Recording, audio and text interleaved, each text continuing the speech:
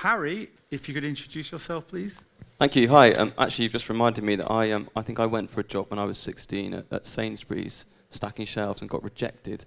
So it's been quite a rise to prominence sitting here. And I think you have to be under 35 to be top new talent. So You do. I'm just under there. So I think You got it pleased to in have the nick of time. finally made it.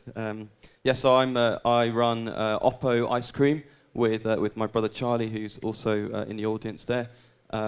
We believe that indulgence can also be healthy, and the whole thing started on a windy beach in Brazil, where we inadvertently broke a record for the longest distance travelled by kite on land, did about 1,000 kilometres. But that wasn't the important thing. The important thing was the different foods that we were eating along the way, which really gave us a complete revelation that actually it's a little bit lazy to just use fat and sugar to make things taste good.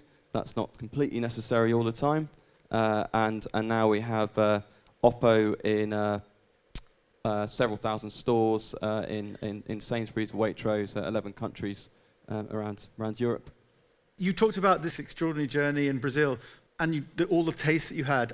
But I think there's a big step that you sort of missed out here, because let's face it, when any of us travel, we taste lovely things that we've never tried before. But not many people say, as a result of that, I'm going to start a business that can mimic some product or replicate it or do something.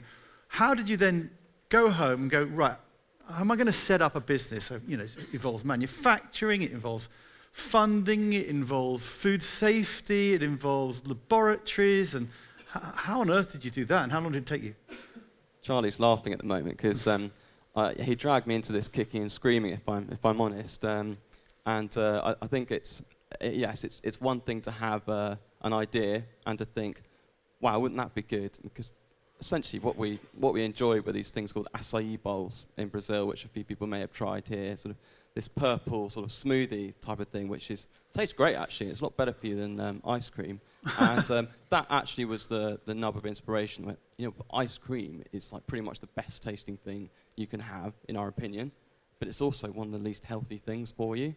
And so that was the inspiration. And then I was actually enjoying my job at that point. I was working as head of marketing at a joint venture with Google, teaching other people how to do digital marketing.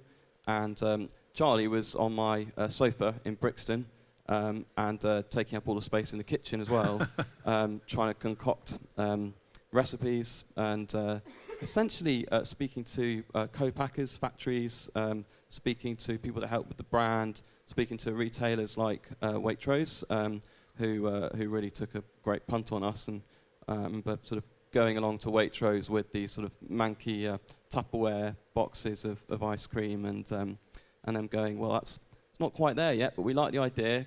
And but then 2 years later, they said, we'll put you in 118 stores, and that's when I thought, I may as well join Charlie on this journey, full time. So that was really the.